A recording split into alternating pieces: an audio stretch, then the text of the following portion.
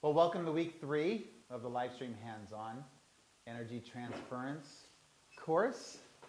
Let's see, by now it's really interesting in my observation when I kind of ignored most of you when you walked in because I was still doing things. But I like to do that because I don't want to get into that personal engagement because I know people have a lot of questions and they have different personal experiences they want to get answers right away. So I say, can you ask that question when we start? Because it usually does connect with other people and what they're going through. So that's part of the sharing process, which is great. So yeah, excellent. So we're going to talk about week 3. That's usually a very interesting time for people and how they're feeling, how they're realizing the shifts they're going through, the physical stuff, the emotional stuff.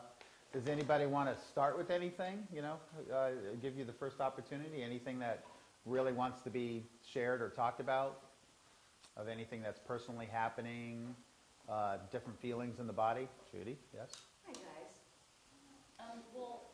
One of the things I've been going through is the life change that happens to women as they get older, and it's really interesting to watch. Before I started having sessions with or experiences with the machine, being in the throes of menopause, incredibly uncomfortable menopause, crazy menopause. And I would say I've been working in this energy since what, June maybe? Mm-hmm. Since about June. And everything has been slowing down and lessening. And it's like my system is turning back on, and it's like I'm 30 years old again.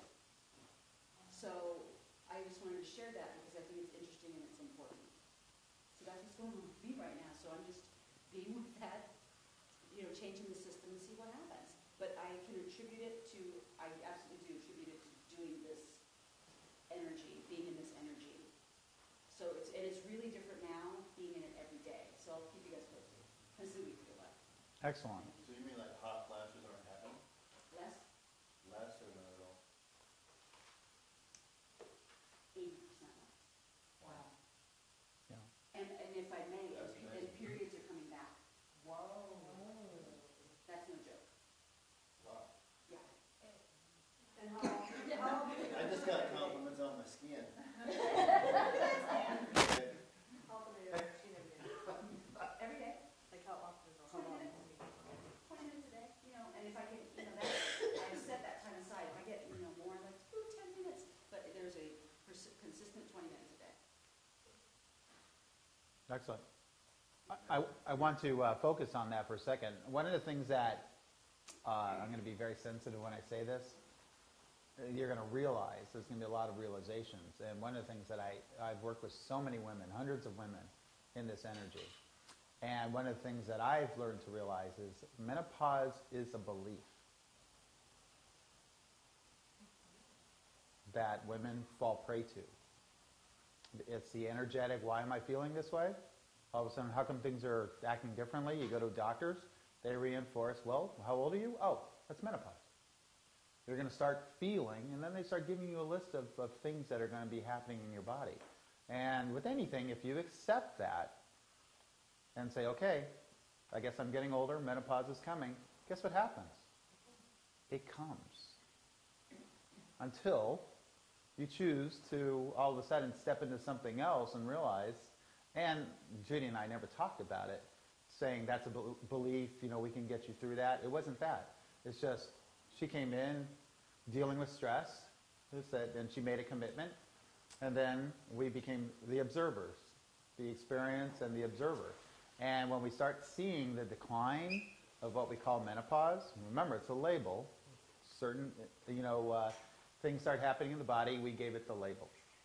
And if you're surrounded by that, usually most people succumb to that and say, well, I guess that's what I'm going through. So this is where it gets really interesting, really interesting. So we're just going to, hey, there he is. We have a chair for you, don't we? Yeah, there it is. And it gets really interesting. At first, if I would have said that in week 1, you might be, the eyebrow might be up, and you're like, oh yeah, well you haven't experienced, buddy. You don't know what menopause is. So yes, I don't have relation in my body, but I've watched a lot of women go through it and watch a lot of women lessen just from the cellular science behind this. So thank you very much for sharing that. And one of the things that she said, I'm feeling more like when I'm in my 30s.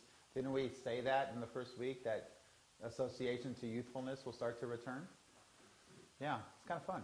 Anyone else feeling that? Youthfulness starting to return yet? I'd high five you, but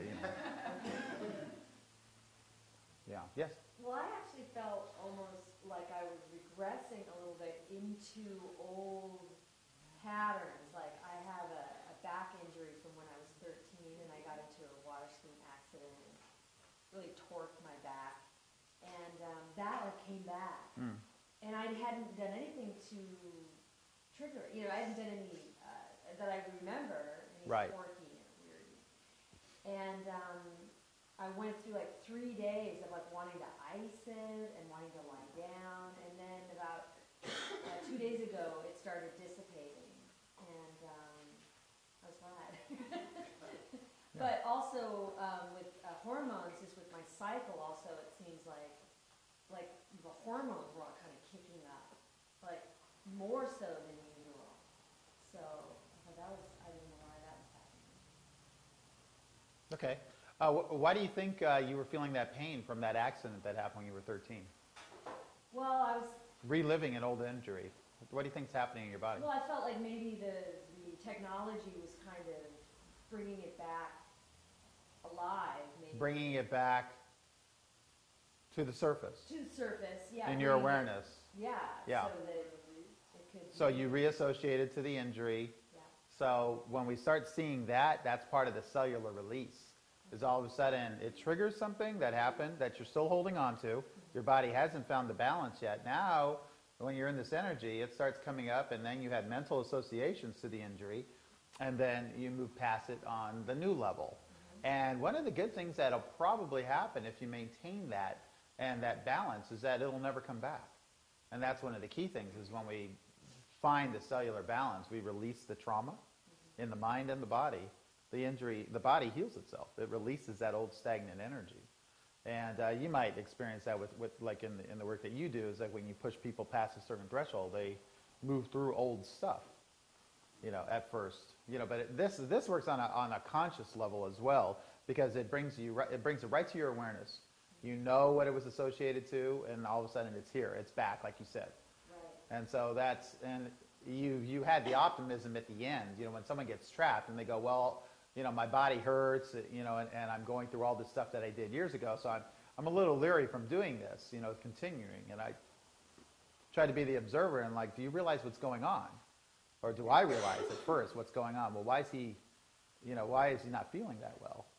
Judy mentioned earlier that she's dealing with some allergies.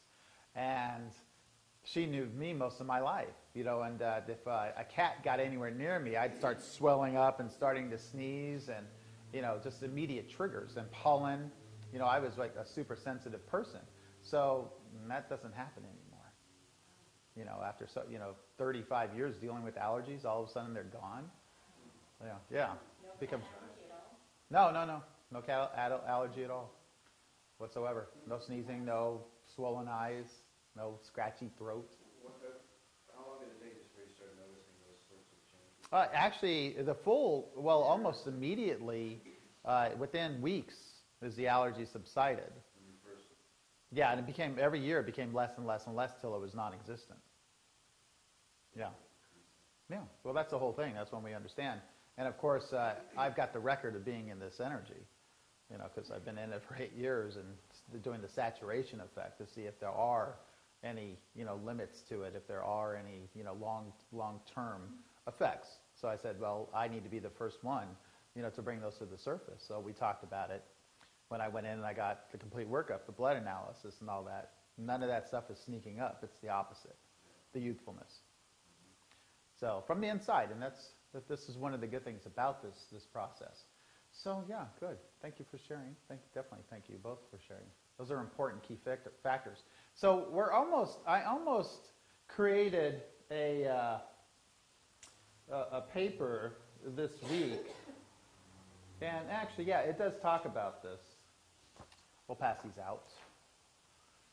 And one of the things that usually, because of the energy accelerating just on the planet, we're kind of almost a week or two ahead in the energetics of what happens in Lifestream, especially if you've been still doing the 15 minutes a day, sticking to it. There are terminologies that happens in this, and I've seen this because I've had so many people to observe and to corroborate and calibrate these references from. I wasn't prepared to talk about it today, so it's not. I'm going to bring access to it in a second. So the process of the stages of Lifestream usually happens when we get into the saturation effect, and the first thing that happens is that we get a glimpse of what is possible, or we call it the shape of things to come. That's the reason why you're first introduced to this. All of a sudden, it's profound. It hits you, in so many ways, and all of a sudden you're like, I want to be a part of this. I want to be in this energy. Now, that's almost like an epiphany. That's almost like a miracle. That's almost like a monumental time in your life. It creates a significant moment that you remember, or at least I do when I see it happen in people. So, and now what happens is that for us to maintain this, we have to stay the course. Because all of a sudden we'll get that profound shift. And then we have to go through the process of being able to maintain that in our lives. Because you'll get this glimpse, this boost, and you'll feel wonderful. But then, after a couple of weeks, it might not feel as wonderful as it did when you started. And this is where it gets really interesting. I had to watch this and watch it from the cellular aspect of what's going on in the body. So usually by week 3, the first 2 weeks are part of the realizations and the connection. By week 4, we have what's called the deepening, and then with that sometimes it's called the questioning. We start to question, why am I feeling this way? What's going on? And why are all these old things coming up? Like Anne Marie mentioned, like she said, she had that old injury starting to come to the surface, and Judy started also questioning it too, because she started noticing things were lessening because she was being introduced to a new cycle in her physical body. And now and the wonderful thing is that she had associations to what she was feeling before and how it's lessened, and her connection to youthfulness. So when you hear these things, we start putting it together, and we start realizing what's going on in the mind and body. And of course, the cellular saturation, the recharging of the system. And that's the reason why, if I didn't have you do this on a daily basis, this is where it gets tricky. If you experience this once a month, once a year, your body and your consciousness accept that and move and bring it in and works with it as best as it can. Now, the other phenomenon is all of a sudden it becomes part of your environment. It becomes part of your way of life. And your body and your mind, your conscious and your subconscious knows that when you turn that switch on, it's going to get this energy again. Guess what happens? It turns on a switch that it knows it's going to get charged every day. And guess what? If you know that you're going to get charged every day, you're going to start running analysis, diagnostic in your system. It's like, well, I've been in reserve for the last 10, 15 years because I cannot get energy into this area. So we have to bypass this. We have to utilize other systems because our human battery is becoming depleted, so now we safeguard. And I use a technical aspect to associate that in our physical minds and body. We start adjusting our lifestyles. Well, I can't do that anymore. And of course, then the illusions that start coming in, the programs. Well, I'm getting older, and things like that start to come in. Or it's menopause. These are the labels. But all of a sudden, it's like, well, it doesn't have to be that way. So all of a sudden, you'll walk in the door, and you're in an energy field like this, and we start implementing it in our lifestyles. Body and mind and consciousness start to connect to that. And it's like, well, if I'm going to be charged every day, I'm going to start, rewiring things. I'm going to start utilizing this energy and opening up pathways that were once diminished. And now we can turn them back on. We can bring them back online, slowly. Because we're recharging the system. You guys get that? No. Okay. Well. I feel like I felt a familiarity Yeah, well, the older you are, the greater the association is. Like getting used to Yeah. the energy. Yeah, the older we are, the greater life experience we have, the wisdom, what we've experienced for 50 years. It's like, oh my gosh, I feel like I'm 40. I feel like I'm 35. I have that connection to my youth. When that starts to happen, it gets pretty fascinating. You have a 25-year-old in here, and we're all like, 35 on up. They're going to be like, no, I don't know what they're talking about. They have no association. And that's the reason why I stopped, anybody under 28, unless they've had something specific happen, because they don't have that wisdom that comes with living a certain age. And the wisdom starts to kick in around 36. Yeah, it does. Not the wisdom teeth. It's the wisdom starts to come in around 34 to 36 for most people, because then we have life experiences behind us. We've done it this way. Okay, that's the outcome we got. Then we tried it this way, and that's the outcome. Now we start having these personal experiences, and then we become wise. And when we start bringing our children in, we have association to what it is, to be a child again, and we can guide them in life. We can give them choices. If we're a consciously aware parent, then we could do some pretty amazing work with our children. If we fall asleep and get entangled and just start bucking, tell your 11-year-old to grow up, it's like you're taking them out of their youth. You're throwing them out like they're doing something wrong. But it's a parent that is dealing with so much, they can't deal with a youthful child. So they want them to be older. They want them to stop playing and smiling and running around. No. Yeah. Yeah, that's a big shift that happens. So.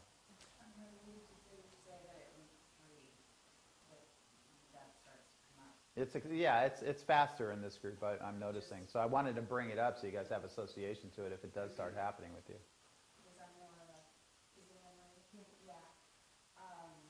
Where old stuff, and I'm just going a little like, oh, God.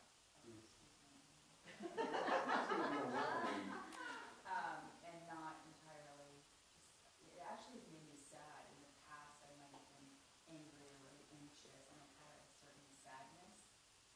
Yeah, me too. Yeah, so when you started talking, I was really, I really like something. No, but just relief, because I very much have been, I think some physical stuff was touched off, but also a lot of emotional things coming to the fore in a really quiet kind of way. It's like,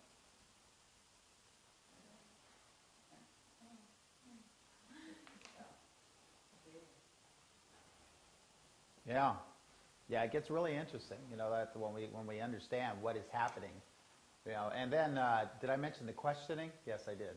Is that we start going, what's going on? Why am I feeling this way? And then all of a sudden, for a second, you start looking at this thing and going, what is going on here? Is this good for me or not so good? And then if we start spiraling, then all of a sudden, it's like that.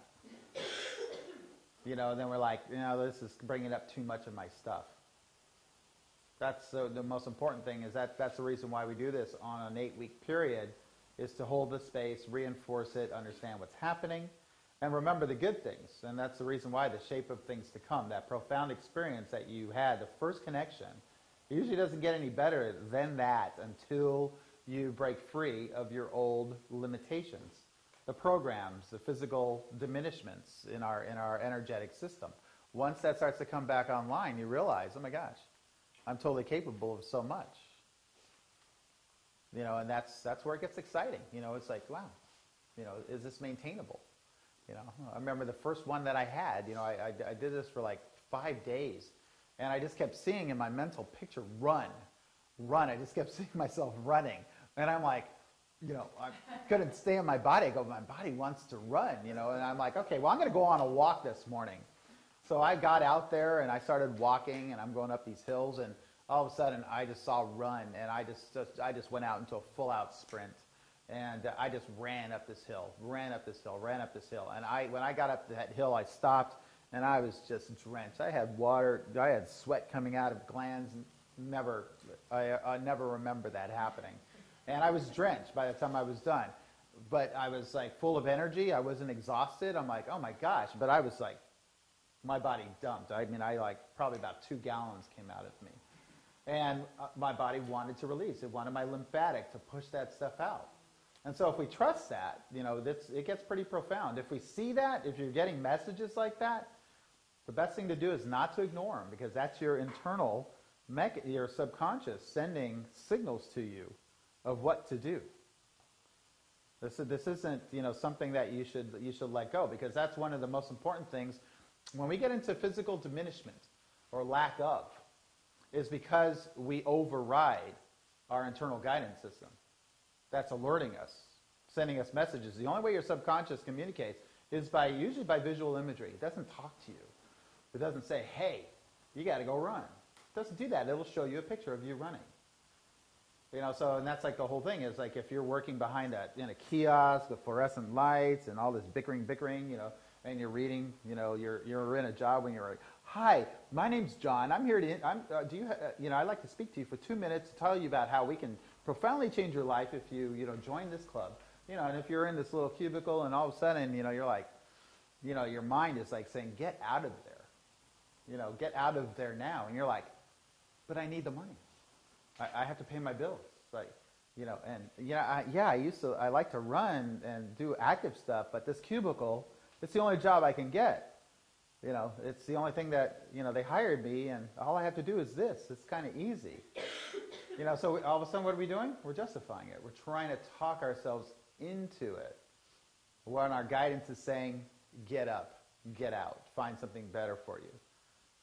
So of course, after 2 weeks, there's no joy in this. You're just an automaton. And the smile's gone. You're with the masses of these people that are reading these cards. And quality of life is greatly diminished. Body stops moving. And what does it do? It sends you signals, but if you don't listen, guess what? Yes, Anne-Marie.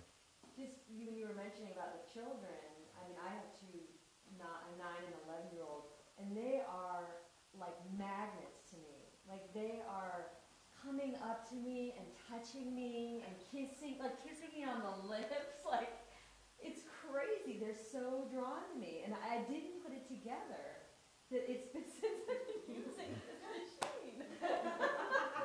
I feel like they feel it. Or maybe they feel that I'm more, open and kind of, I've been really like silly with them and just naturally silly with them. But I'm not naturally silly with them, and they're really responding. Yeah. And I don't use the machine on them at all. I don't need to. Yeah. No. In 3 more years, you'll have to. Yeah. Teenagers, oh my gosh. Yeah. I know. Well, that's a kind of a wonderful thing, because I noticed the same thing, is that like my son, he's 11 years old, and when I'm with him and we're walking, the first thing he does, he puts his arm around me, tries to get in as close as I can, as he can, to my energy, because he just feels good. And that's a wonderful thing, because, I never push him off. I absorb him as well, because he's my reminder, that, to keep me here, and understanding that level of life, that life experience. And trust me, my daughter, she is like reminding me big time. 15 years old, going on 18, life experiences that you could even imagine. If I told you, you guys would all be, what? Yeah, that's what's happening out there right now. And so she's a major one. And when you get like messages in your internal guidance that be prepared for this time, this year, she's going to remind you of many things, and you're going to remind her. So this is really interesting, like our time together. So yeah, fun stuff. It is. It really is. When you get to that point, you can look at it, and then you start getting into that cosmic laughter. And when it all starts to connect, you just go into this blissful laughter, and you move into a state of mindlessness. And when that happens, it becomes fun. It becomes fun. Yeah. Anyone else want to share? I felt like this, well, in the beginning, like I was energized, like I wasn't sleep very much, but this past week, like I've been sleeping a lot. Yeah. I sleep like a lot. Yeah. Yeah. Well, this last week has been really interesting in the energy. How many people can agree with that? Yeah, I didn't do many of my space weather reports, but our photon variances was very unique. You know, we had like this a spotless sun where there was no solar activity and no solar. There was like one little sunspot, and so it was dead silent on the Earth-facing side of the sun. But it was like there was something crazy going on the far side of the sun, and I was watching, you know, these far side events, but all of a sudden our satellite's getting hit with these protons or these particles, you know, coming from the sun, but there was no Earth-facing events. So what? And then I'm looking at our magnetosphere, and it's just bucketing like crazy, you know, and all the space weather reports saying, you know, quiet sun, you know, there's no chances of flares, but we were getting hit. The sensors were going off like crazy, and I'm like, okay, well, there's undetermined or unassociated energies that are hitting the planet, and they're not coming from the sun right now, so we're getting hit with other fields from something else. And it caused a huge shift in the energetic field on this planet. And if you kind of notice, we kind of took a step back on global events, you know, where we were in aggressive tactics. And all of a sudden, it's like, okay, we're taking a step back, and we're looking at this from a whole different aspect. And there was a significance of a cycle. I did post it. I don't know if anyone could help me remember. It was about the new beginning cycle that happens, within the old Egyptian calendar. And the Egyptians saw this, and it was like, this is the time of reflection, the time of new beginnings. And so it's like there's a shift in consciousness that happens, and during these cycles, and it's time to relook at it and then take a new approach to it. So on that day, you know, within those 2 days, all these global events started to do that, take a step back and look at it before we made these aggressive actions. So yeah, it's kind of interesting when we start to connect dots, you know, when it's like, what's going on with me? And then all of a sudden we look a little bit further out going, well, what is going on? What's affecting me? Why all of a sudden did something happen in my field that changed so dramatically? And about 7 years ago, that's when I started to search that information. I did share this before, where I started, you know, part of the solar consciousness, and realizing I was having these events that were happening in my physical body where I felt like I was dropping into the earth. You know, like my knees, you know, I was like, I'd just drop and come back. And I was in the Lifestream energy when these events are happening. I started writing them down, the times. I shared that, right? Oh, yeah.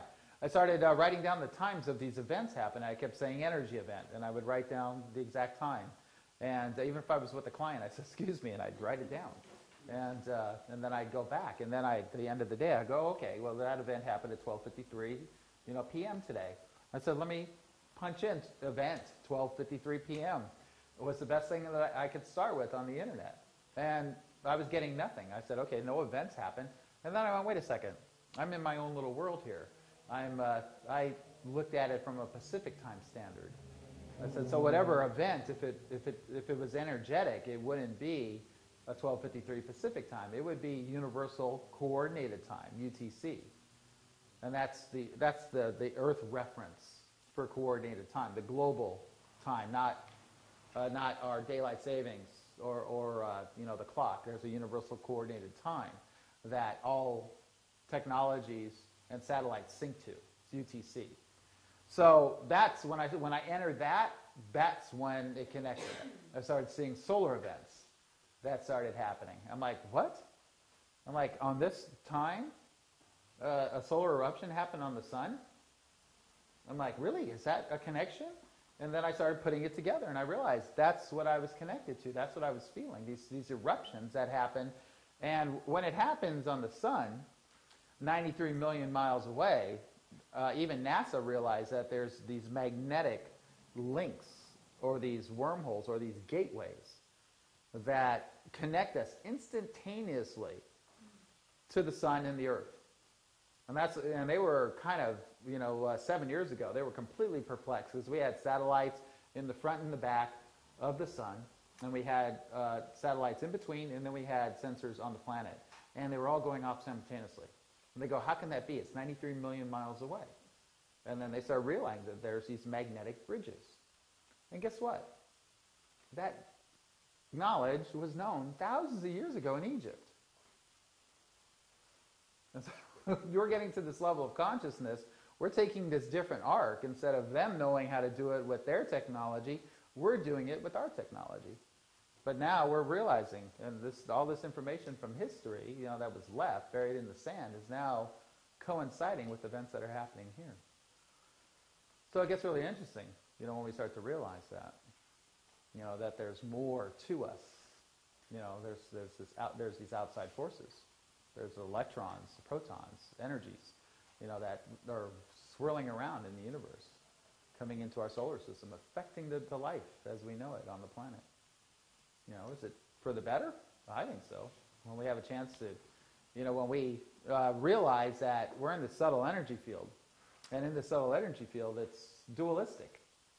You can be thinking positive thoughts, and then within seconds you can go negative. We talked about that, right? That instantaneous flip.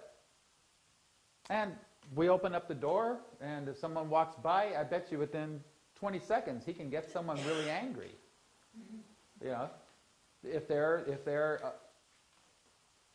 they fall prey to that duality, that subtle energy of dualistic energy, that sensitive polarity that we're so easily manipulated in.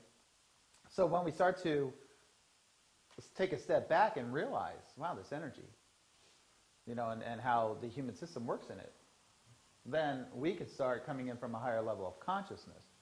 But you have to raise the body, you have to raise the energy, you have to raise, shift the mind, move out of those beliefs, those suppressive, cages that we build around ourselves. And then all of a sudden, we can see things a lot clearer.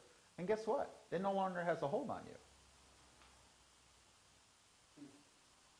You start to shift in a profound way. And you don't fall prey or get caught up in those old energies. They no longer serve. You're like, you know what? I'm shutting that off. That doesn't serve me. And so why should I attach myself to something that's being fed over a news system to cause fear? This is happening 7,000 miles away. And now am I going to make it about my life? Am I going to worry? Am I going to be afraid to walk out my door because of what they're telling me? Well, wait a minute. This just doesn't feel right. And we're not going to, of course, to avoid the judgments and just to choose. This no longer serves. End of story. No energy, no story behind it, no justification. That's what you want to get. Most people go from the justification and they say, I can't do that anymore. It's like trying to program me and tell me I should fear because they're telling me I should fear. We get to a shift and we just go, no more. So how many are up for that? No more. All right. That's good. Yeah. Yeah, I don't want to go too deep. You guys will be like, questioning. And if you do get really deep and you really start to question, then I am always available. You can email me, you can call me, you can call others. That's the reason why when I sent the email out to the group, I attached everyone so you guys can share experiences. It's really important from all aspects of it. Okay? Can we cut now, Brian? I cut. Okay, good. When? 30 seconds. You want me to cut that? No, I just wanted to stop because I wanted to set up to a new energy. Did everyone get one of the forms? Were there an extra? Yeah. Oh, great. Perfect. Thank you.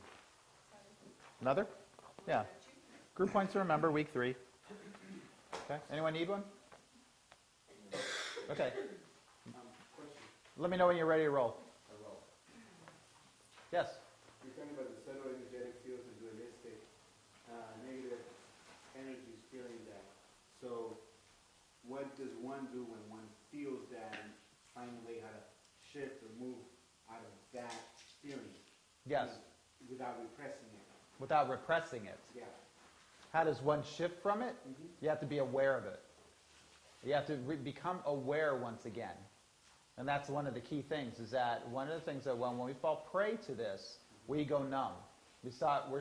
First thing we stop doing is we start to forget what we're capable of, because we believe the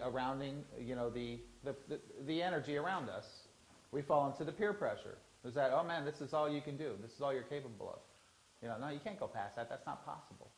So why even bother? Why, just stop, man. And when you go, okay, yeah, he's right. Guess what? You've immediately succumbed to a lesser energy of what you're capable of. You start putting yourself to sleep. You start limiting yourself. Quality of life instantly stops because your desire to go further has now been thwarted because you allowed another energy in to make you susceptible to it. And so you fell prey to it. And most people do this just to get along with others. When you want to blend, you want to be like, you want to be with the in crowd. So what do? You put on that same hat. If they're in drama, but you love the way they dress and you like the way they look, guess what? You're gonna play into that drama. You have to, or they won't accept you. If you come in and go, hey guys, can I be part of your group? They're like, get away. But if you come in and go, oh my God, that girl's such a bitch. And they're like, oh, I know, are you right? And they high five and they're like, immediately you have to match, right? Yeah, that's what happens on that level. And it's an instantaneous movement. It happens like so quick. You have the ability to adapt to that if that's what you choose. If you want that bad enough, you will shift to get it.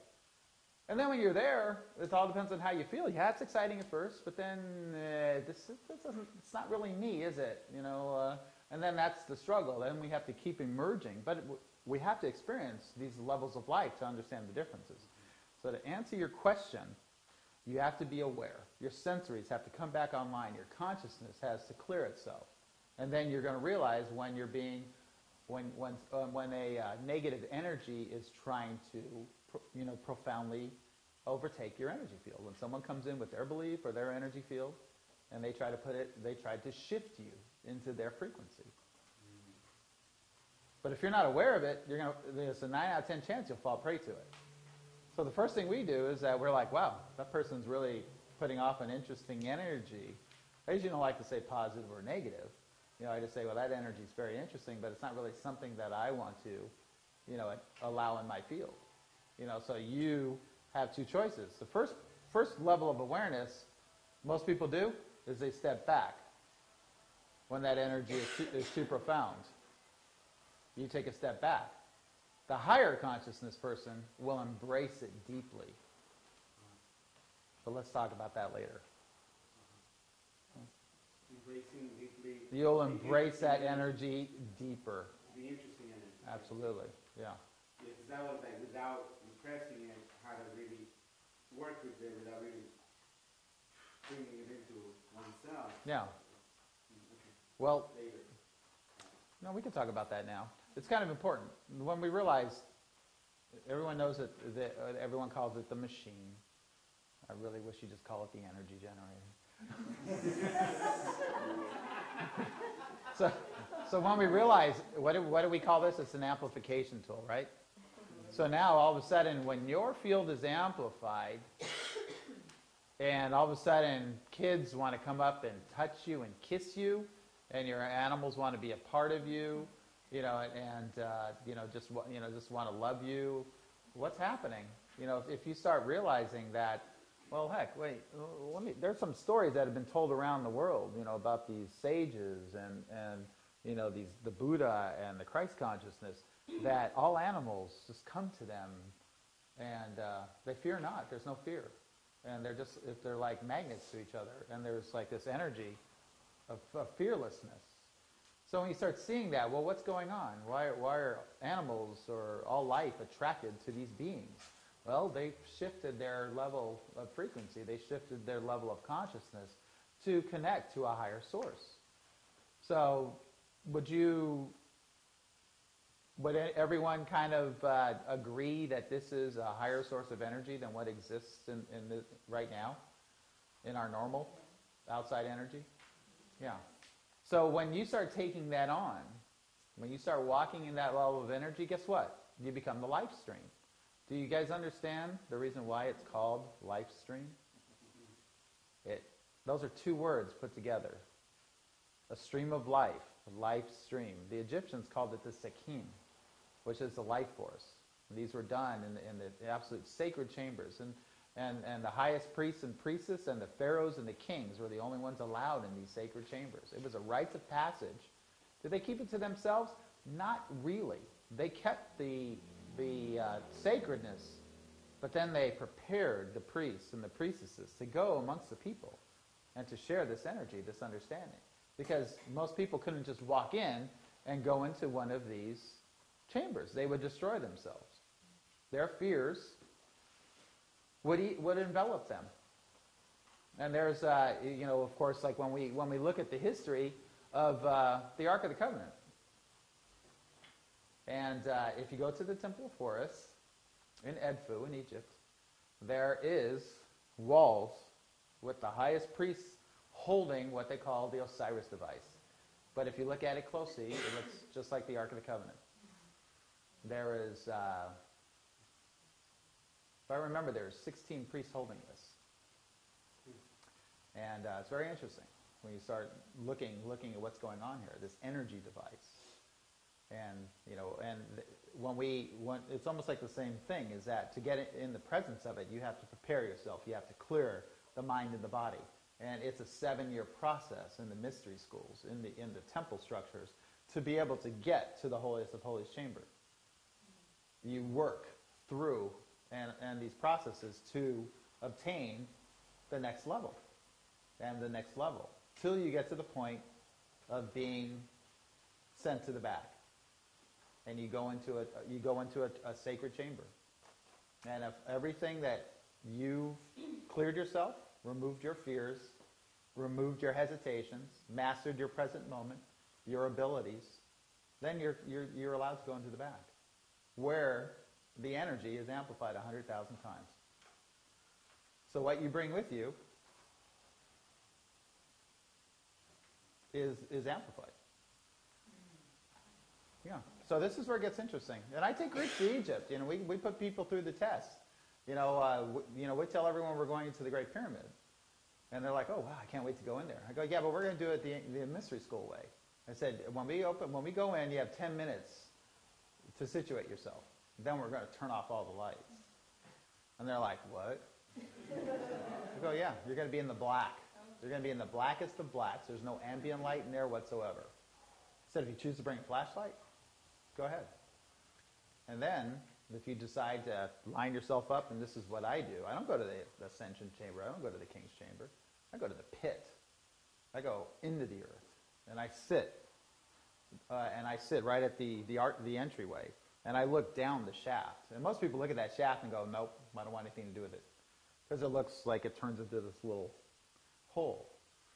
And it's about a 3x3 chamber, and I just sit there, and I wait for the lights to turn off, and I clear my mind. It's part of the process. You sit there, you perch yourself, and you look down. And then, when the lights go off, you descend. And you descend. You feel your way, you descend. And whatever comes into the mind is, take you 2 thresholds past what you think that you're capable of tolerating. And then that's all part of the mind surrendering, realizing, well, my body can handle this. I'm not going to panic. I'm not going to, suffocate, because that's played out. All those fears are the first things. And all of a sudden you get to this apex, and then all of a sudden people change. They transform. They go into the zone. They go into a higher state of consciousness. And everyone's going to experience something different, but they're all going to plateau. The ones that make it to that level. The ones that leave, they never do. So this is where it gets interesting. We get, this is what we see. You need a little chamber. What's that? Lights went out in the chamber. Yeah, so... Descending. Yeah, so entering the descending chamber... Yeah, I don't have to edit it like that again. But so when we started seeing these processes and realizing what they're there for us to remove the superficial, all of a sudden, if you're the luckiest person in the world, and you're sitting in the Great Pyramid and you have an epiphany and you're like, oh my gosh, wait a second, I just realized something. I am in the Great Pyramid. This thing is older than anyone could put a date on. It's thousands upon thousands of years old. No one even knows, how it is. Yes, people from all over the world come, and they come in here. But in this grand scheme of things, only maybe 1% of the population has ever stepped foot in there.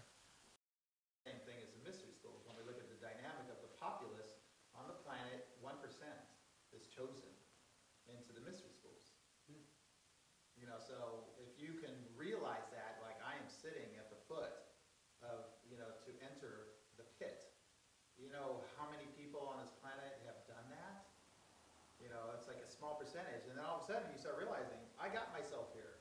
I removed all obstacles, and I am here. You know, how did I get here? And all of a sudden it just starts to unwind. You realize, and your life before just becomes minutely insignificant for a second. And then you're catapulted back and forth, because all of a sudden it's part of the release of the mental, you know, being in the head. And then when you release it, that's when it comes. And it can happen in many different ways. You know, people can do it through sweat lodges, they can do it through ayahuasca processes, they can do it through DMT, they can do it through meditation, they can do it from yoga. You know, especially if you go to India and go climb Arunachala and go into a cave and do your yoga or receive your yoga there. There are many vortexes on the planet that are plumes of natural energy, profound shifts that can happen to us. But what do we have to do? We have to become the seekers. We have to get out of that cubicle. Stop reading that paragraph. You know, stop thinking that's all we can do. You got to get back into your guidance and into your joy. And that's the shift in the cellular structure, the shift in your mental structure. You know, how many people are questioning what they're doing in life right now? Anybody? Yeah. There it is. Part of the questioning, yes. And now all of a sudden, you know, I don't know, are you guys ready for this? Yeah, maybe you are. Ready. I'm going to plant this, but I'm not going to ask for immediate answers. I want everyone to ask themselves, what is my joy in life? What brings me joy in life? Keep it to yourselves. We'll talk about it next week. Can I add something to Sure, that? yeah. It's not about my joy, but so much as having those questions, but not being tortured by them in a way that I have been in the past. Like, it's not fraught with anxiety, it's more just this, I think there's a certain, saying sadness, but it's not like this overbearing, oh my God, what are we doing? Yeah, So it's different, it's a different that's good. Well, usually, experience of that same question. yeah, those experiences, you know, those anxieties, you know, I can use like a simple reference. You know, you're a teenager, you're writing music, and then you go to your parents and go, Mom, I want to be a singer. And your mom goes, you can't make a living doing that. You know, yeah, you can sing and stuff, but, you know, you'll never be a star. You know how hard it is to be, someone like that. And they just try to, what did they do? They try to dream steal. They immediately, based on their awareness, and they said, no, you should just do, you know, like your sisters, they're going to school to be attorneys. You should do that. It's a really good living. But Mom, I really want to sing. Well, you should be an attorney, you know, and do what your sisters are doing. They're gonna support themselves. They'll have wonderful homes and, you know, whatever car they want, and, you know, so you should do that too. Singing, you'll just be one of those hungry people see those people, you know, out on the street singing with buckets? Do you want to be one of those? You know, and, you know, your mom's gonna reinforce it until she beats it, and then you go, okay, yeah, you're right. Okay, what college should I go to? You know, you surrender the dream. You know, and that's the whole thing, is that, you know, of course, it doesn't have to be, I don't think you sing very well, so.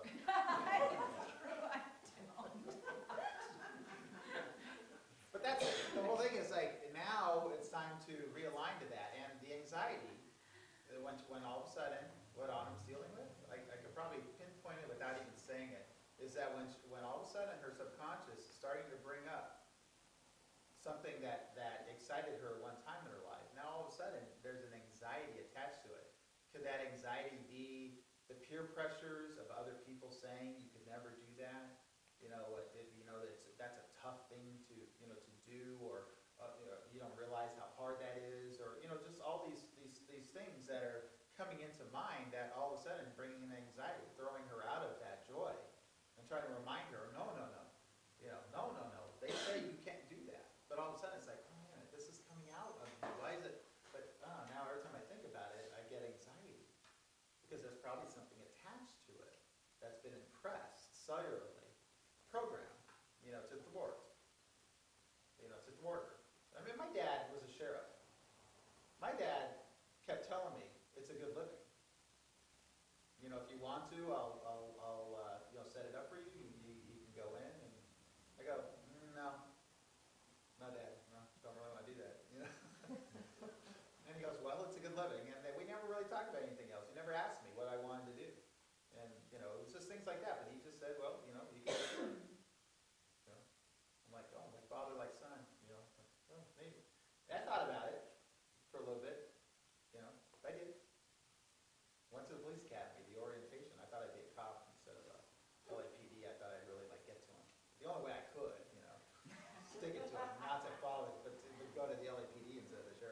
So I went to the orientations and all that, and did pretty good.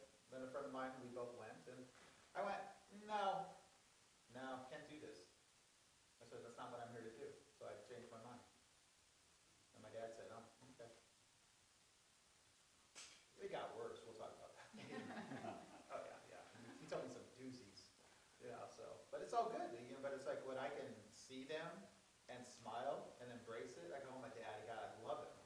It's like because he just imposed his beliefs. When I got this one job, he was proud of me. And when I left that job, he said, it's the biggest mistake you'll ever make in your life. And I went, wow. I said, I don't think so, Dad. He goes, it is. It will be. He was so angry at me. 3.5 years later, I left this career. And he said, that's the biggest mistake you'll ever make. Yeah. Do I believe him today? Not really. Do I love him? Absolutely. He gave me what I needed, because I stayed my course. I almost felt right. I questioned it when he said it.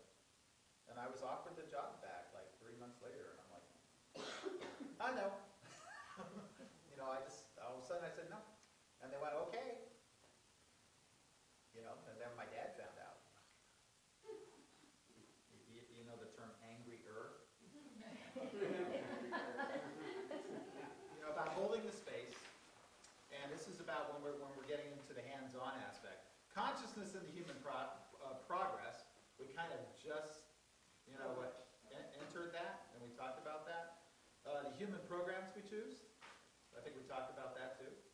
About the programs, the beliefs, beliefs become limitations. And when someone says that you'll never be able to do that, and if you accept it, you program yourself to limit. So we want to break those. We want to reprogram ourselves or deprogram ourselves.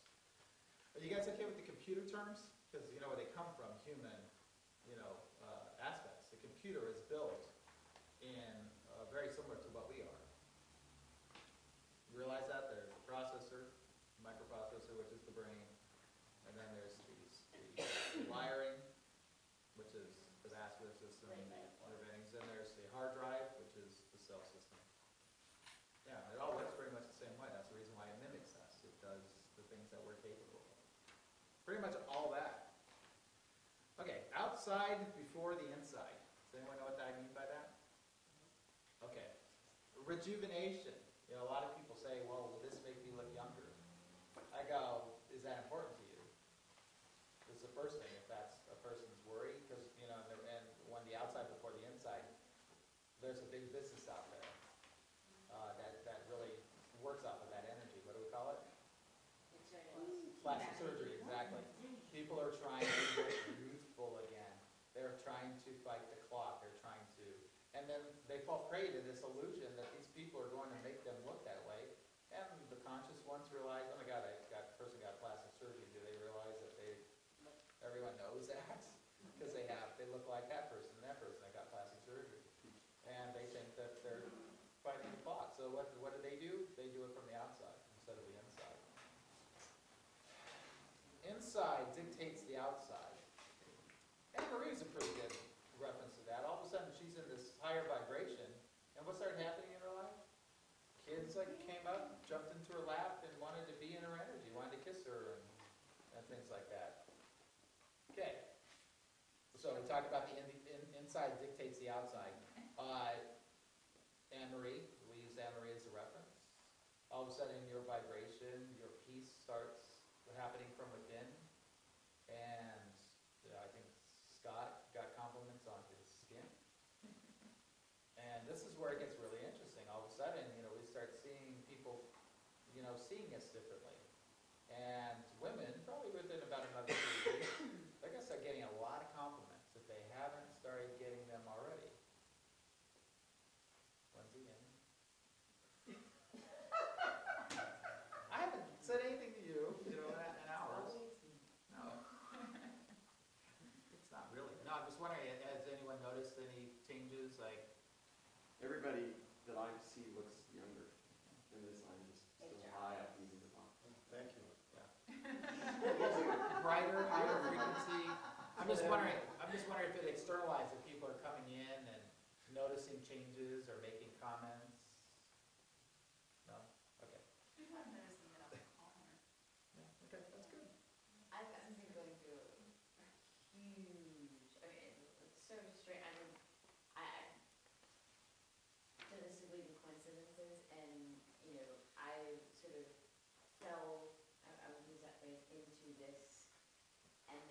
is that happened unbelievable life changes. I mean, just, and a lot of it's very, feels very negative right now, and working my way through it, and to the point of just like, you know, I was crying on the way there. I mean, just like, uncontrollable. So you know, I really think I'm here because all this was going to happen. and this is where I need to be, but. That's great. Thank you. I feel a lot like you right now too. Like, I feel like I've been broken apart, but I feel like it's just a lot of stagnation, a lot of repressed energy and things that are just surfacing that I'm kind of now processing it in a new light, you know, in a different light. I haven't gotten to that point yet. I'm working on it. You know, this is like not sort of internal stuff, but that stuff's happening. You know, like, and the stuff that I have no control over. And I guess I'm one of those people, I feel like I need to be doing something, and there's nothing to be done necessarily. And the sitting and the waiting is hard. Waiting. Yes. That's a key word. I have an extra question Yeah. regarding the program. Yes. I understand we're saying societal programming related to that person, but are we amplifying the human DNA programming from a male and female point of view, or is the results different because of a man? Maybe it's amplifying the male DNA or attributes versus female programming. Well, when we actually talk about DNA, we realize DNA is, you know, newly discovered in our understanding. We realize that when we look at the human genome, we start looking at the DNA strands, we realize that there's like thousands, if not millions of years of genetic code imprinted in all of us, and we have no idea when that's going to turn on or when it was turned off. You know, so this is where it gets really interesting, and we've seen signs in higher consciousness with like Buddhists, Tibetan monks, and that go into these temples and meditate, and then they put them in MRIs, and they see that they have higher brain activity. They have different lobes, that are higher or bigger, that are functioning because they see things from a higher plane, a higher level of consciousness. They'll answer your question before you ask it. So is there DNA at a higher state? Probably. Do we have the instruments to actually read it all completely? Almost. That's why we're getting close to what people fear, that we're playing God. And all of a sudden we can clone if we choose. It's our moral choice to say no cloning. And we're making those decisions, but we got to that point within our science and our reach to start creating life. The reason I'm asking that is because from what I'm hearing from the women is that they're amplifying the female types of characteristics of what makes a good mother, or like compassion. Yes. Well, that's, again, when you're talking about what it is to be a good mother, gets a little tricky when a woman wants to be a mother. Who does she go to first? When she's pregnant? Second? Her mother. Yeah. So right then, guess what?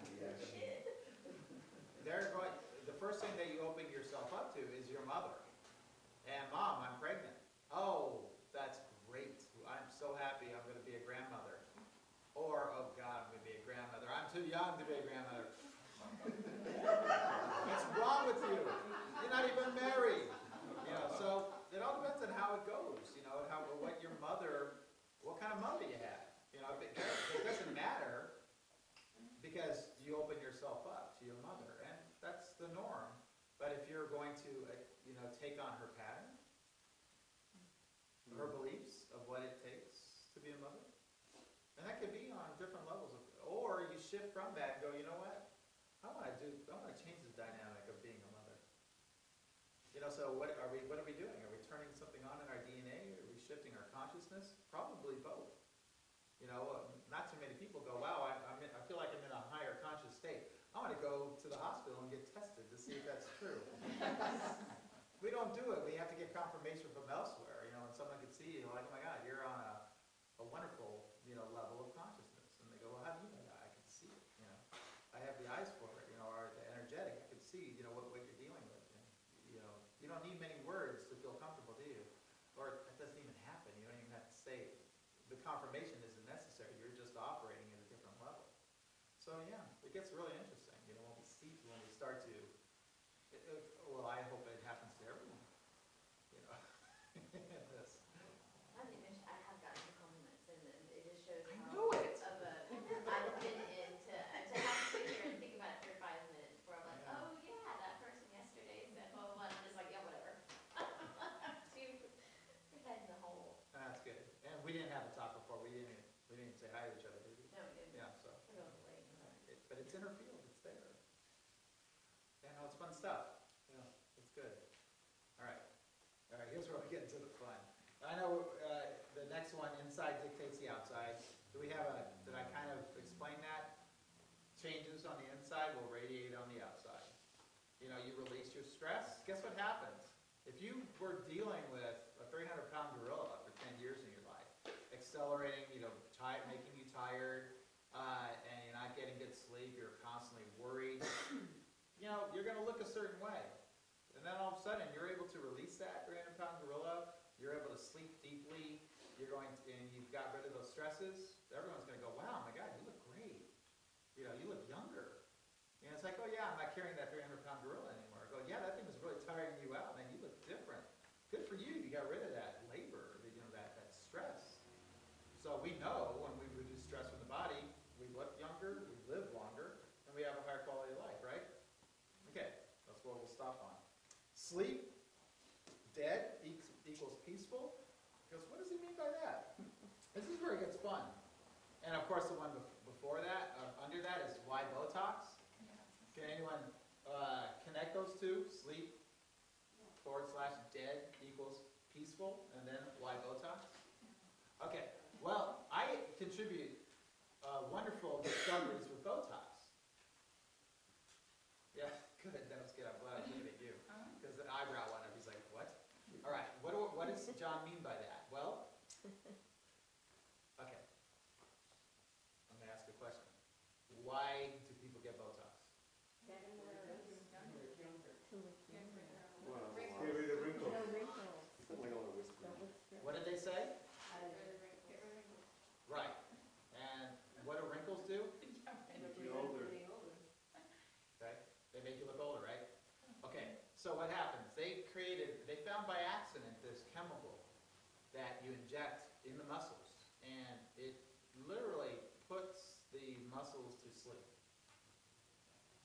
And it will. So what's happening? It disconnects the communication to the brain. Thus, the muscle relaxes, and what happens? Wrinkles go away, right? And also your expressions. So, if you've experienced it, you notice a difference. Oh wow, yeah, those wrinkles are gone. You know, I just look like this. Well, I'm really angry at you right now. Those are during the heavy doses, you know, because it turns off everything, so your expressions are.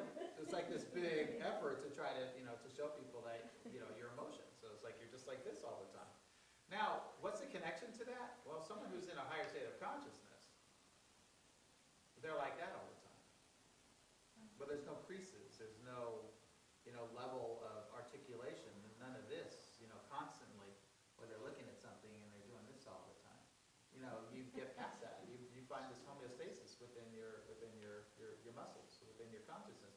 You're sending programs, you know, to reset that, remove that imbalance. That's something that we've been carrying for a long time. It's been building up in our lives. Thus, the muscles get reprogrammed, and we start getting wrinkles. Because wrinkles don't come with age, they come with programming. Conscious, unconscious programming within our perceptions. And when we turn off the muscles, the wrinkles are gone, right? Right? Mm-hmm. That's why it's inside dictates the outside. So when we see people go through these transformations where they move into higher consciousness or higher states of enlightenment, their physical personas change, their eyes open, and they usually are in this higher state, and they're smiling. So when we look at that, the Botox connection, you guys get it? Kind of get it? And there's another way of doing it. What happens when we transfer this energy and we go to an area where a person's accumulating? All of a sudden it starts to send energy where the muscles have been reprogrammed. They're not in a state of homeostasis. That's the reason why we're accumulating. Our thoughts amplify energy accumulations in our body, neck and shoulders, abdomen, wherever. And then we bring attention to it, and we work those areas, and all of a sudden, the person has increased range of motion. And they're like, oh my God, I feel so much lighter. So what are we doing? We're helping return homeostasis back into the muscle system and the energy pathways and meridians. And when you start doing that, a person starts looking youthful again. They start feeling youthful. Yeah. So why Botox? Holding the space. We're going to talk about that later. Conscious and subconscious. We kind of just talked about that. If you are unconscious and you want your wrinkles to go away, you will go get a Botox shot.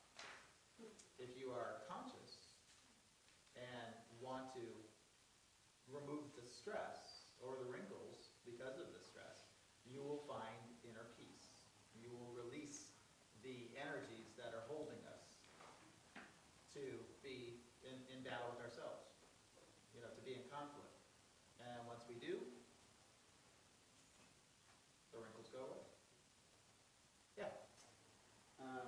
Where is the inner peace and the passion for living life and expressing life? Because it seems a little bit at odds in a sense. Where is Yeah, in a sense. Maybe I'm not asking the question because it's like if your inner peace, you're living life passionately and expressionally. So maybe I didn't understand something, or because it's like if the Botox is eliminating the muscles and the expression type of situation, and that's what you're equating as inner peace type of situation. Oh, no. Okay, so maybe I misunderstood. That's what I'm asking. That was outside before the inside. That's the imbalance our society is living. We have people making millions upon millions of dollars saying, I can bring back your youth by doing a surgery on you. And they're doing it from the outside. They're trying to externalize and add things, or turn things off to give a person a feeling of youthfulness when they look in the mirror. That gratification. They need the gratification, first, and then they go out and they go, they're waiting for someone to notice, And to do that by Botox, are those the type of people is that a matching frequency? Do you think that'll do well in this room? Yeah, we're on an internal journey. We're looking for that inner peace, and then that inner peace brings that end result of the balance on the outside, that youthfulness on the outside. When we release our stresses, we're going to live longer. We're going to look younger. But that's not going to be your goal. You're not going to be looking for that youthfulness. It's going to come because of the due diligence you are doing. And those are the rewards. When we see that, those messages, the higher we achieve, in our lives, the more selfless we become, and the more giving we become to others. Our life takes on a whole different persona. We find this internal happiness. We don't even think about ourselves anymore. It's all about what I can do out here, the outreach, and what, the gifts, and what these little steps and how monumental they can be. But I think there is taking care of oneself is an extension of love. Like you can't love others more, or you can only love others and care for others to the degree you care for yourself. So you do, and we are here starting with ourselves. Absolutely. Yeah. But You want to see I change think in the that world? part of that is taking care of one's body. Yeah. Yes. You want to see change in the world? Start here. I think his question was though, you're wondering like, how can someone be No, passionate about life? his question is Yeah, way it too is. advanced and articulated, too deep and too vague at the same time. But we can't answer that question right now. I did not say it's because I'm sitting in a higher chair than you right now. It's because of video purposes.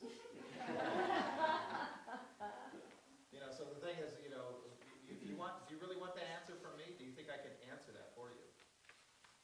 But I promise you, you'll be able to answer that if you stay on the path that you're on. Do you need it right now? It came up right now. So. But will you be excited when it comes? Yes. Awesome. You can still have fun. Please, maintain a smile, that's all it takes. Yeah. Okay, the muscles that hold up the head, well, you know, we're gonna talk about that. Seeing our stuff, how many people are starting to see their stuff? Holding the space, what does he mean by holding the space? Put that in there. Put hold the space in there 3 times on that page, well, yeah, holding the space, okay. So now we're gonna move on to the 12-point grounding system. This is what you guys are all here